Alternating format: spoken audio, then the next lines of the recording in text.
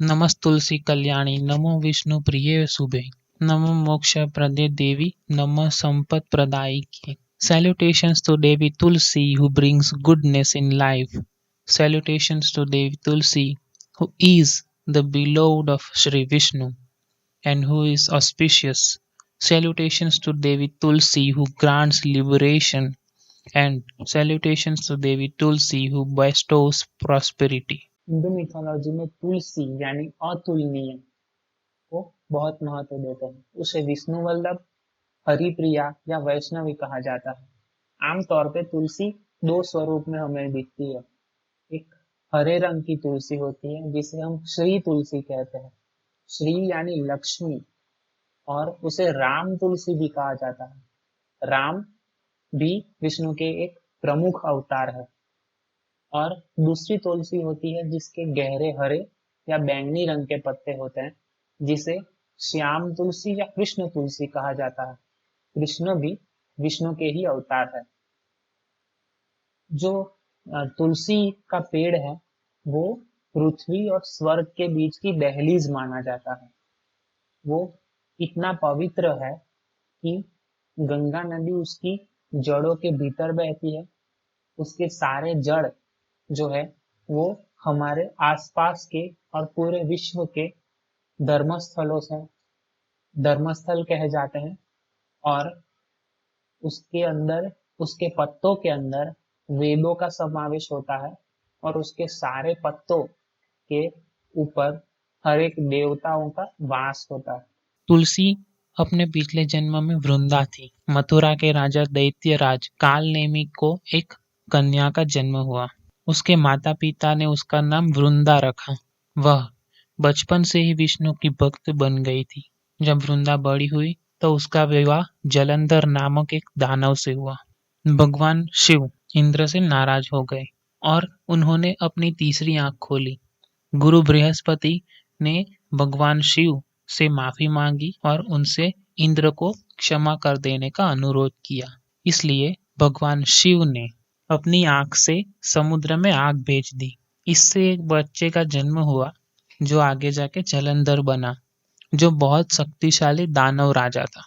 उनकी राजधानी का नाम भी जलंधर ही था. समुद्र से पानी निकलने पर जो जलंधर का जन्म हुआ, तो जब समुद्र मंथन हुआ तो उसमें से जो भी चीज निकली उसके ऊपर जलंधर ने अपना हक जताया. लेकिन देवताओं ने उसके दावे को ठुकरा दिया. जलंधर ने युद्ध की घोषणा की और देवों के लिए खतरा बन गया. कोई भी उसे मार नहीं सकता था क्योंकि उसको वरदान था कि जब तक उसकी पत्नी वृंदा पवित्र थी तब तक कोई उसे छू भी नहीं सकता था. भयंकर युद्ध हुआ. देवताओं ने विष्णु से मदद मांगी. विष्णु अपनी मदद करना चाहते थे, लेकिन पत्नी लक्ष्मी से वादा करने के कारण जलंधर को नहीं मार सकते थे. जिस तरह जलंधर का जन्म समुद्र से हुआ था, उसी तरह देवी का जन्म भी समुद्र से ही हुआ था. तो देवता असुरों से हार गए और जलंधर स्वर्ग, पृथ्वी और पाताल लोक का राजा बन गया. देवताओं ने ऋषि नारद से सलाह मांगी तो उन्होंने एक प्रयुक्ति रची. तदनुसार नारद जलंधर के वहां गए और बातचीत के दौरान जानबूझकर विस्तार से वर्णन किया कि शिव के पास उनका निवास स्थान कितना अद्भुत है, कितना सुंदर है और उनकी पत्नी पार्वती देवी भी कितनी सुंदर है. जलंधर अहंकारी था और उसकी इच्छा ने उसे मजबूर कर दिया. उसकी वासना और अहंकार ने उसे शिव की पत्नी और घर दोनों का अधिग्रहण करने के लिए प्रेरित किया. फिर से एक क्रूर लड़ाई शुरू हुई. जलंधर को रूप बदलने की क्षमता में महारत हासिल थी. जब युद्ध चल रहा था, उन्होंने शिव का रूप धारण किया और पार्वती के पास गए. उसने अपने बेस के माध्यम से देखा. पार्वती जी ने उनको पहचान लिया और उसके ऊपर हमला किया, लेकिन वहां से वो बच गया. तब पार्वती ने विष्णु से शिकायत की और वृंदा को छल करने के लिए कहा, जैसे जलंधर ने उसके साथ छल किया था. वृंदा ने सुहागन रहने का निश्चय किया. जब भी जलंधर युद्ध के लिए जाता, पूजा और प्रार्थना करती. घर वापस आने तक वह पूजा में ही बंधी रहती. इस बार भी वह अपने पति की जीत और लंबी उम्र के लिए पूजा करने में व्यस्त थी. देवताओं ने विष्णु से हस्तक्षेप करने का अनुरोध किया। विष्णु हिचकिचाए क्योंकि वृंदा उनकी भक्त थी, वह उन्हें धोखा नहीं देना चाहते थे। लेकिन फिर से देवताओं ने उनसे आग्रह किया, इसलिए उन्होंने जलंधर का रूप लिया और जलंधर के महल में चले गए। उसे देखकर वृंदा अपनी पूंजा से उठी और उनके चरण स्पर्श किए। इससे वृंदा की प्रतिज्ञा टूट गई और उसके पति ने लड़ाई में अपनी जान गंवाई। भगवान शिव ने उसे मार दिया और जलंधर का सिर उसी के महल में फेंक दिया।